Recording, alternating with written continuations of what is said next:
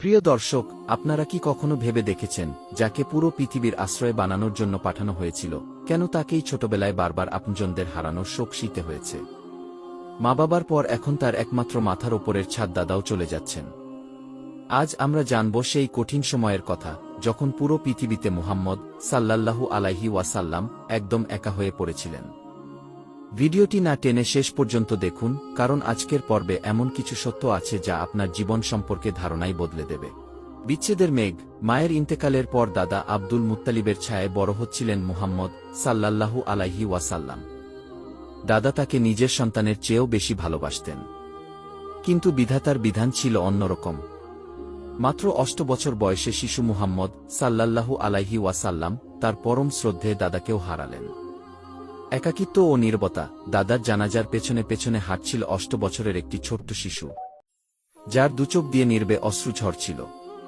তার মনে হয়তো এই প্রশ্নই ঘুরছিল, সবাই কেন আমাকে ছেড়ে চলে যায়? কিন্তু তিনি জানতেন না, যাদের পার্থিব কোনো আশ্রয় থাকে না, স্বয়ং আরশের মালিক আল্লাহ তাদের অভিভাবক হয়ে যান।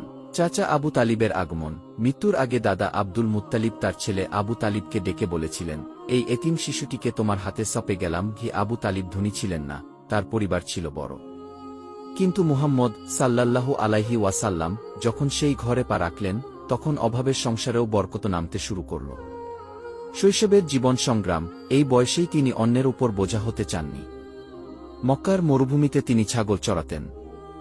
ধুধু মরুভূমি আর নিস্তব্ধ প্রকৃতির মাঝে তিনি খুঁজে পেতেন মহান স্রষ্টাকে। এই নিঃসঙ্গতা আর কঠোর পরিশ্রমই তাকে ভবিষ্যতের এক বিশাল নেতৃত্বের জন্য তৈরি করছিল। বন্ধুরা, এই এতিম শিশুটির সংগ্রামী জীবন আমাদের শেখায় যে, বিপদ যত বড়ই হোক, আল্লাহর উপর ভরসা থাকলে পথ কখনোই বন্ধ হয় না। আজকের ভিডিওটি ভালো লাগলে লাইক দিন এবং কমেন্টে লিখুন সাল্লাল্লাহু আলাইহি ওয়াসাল্লাম।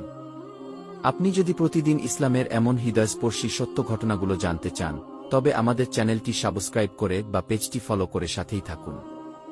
আপনার একটি শেয়ার হতে পারে অন্য কারো জন্য শিক্ষার মাধ্যম। আগামী পর্বে আমরা দেখব, কৈশোরে পা রাখা সেই যুবক মুহাম্মদ সাল্লাল্লাহু আলাইহি ওয়াসাল্লাম কিভাবে মক্কায় আলামিন বা বিশ্বাসী উপাধি পেলেন, আর কিভাবে এক মহিষী নারী খাদিজা রাদিয়াল্লাহু আনহা সাথে তার প্রথম দেখা হল। আগামীকাল ঠিক এই সময়েই দেখা হবে। আল্লাহ হাফেজ।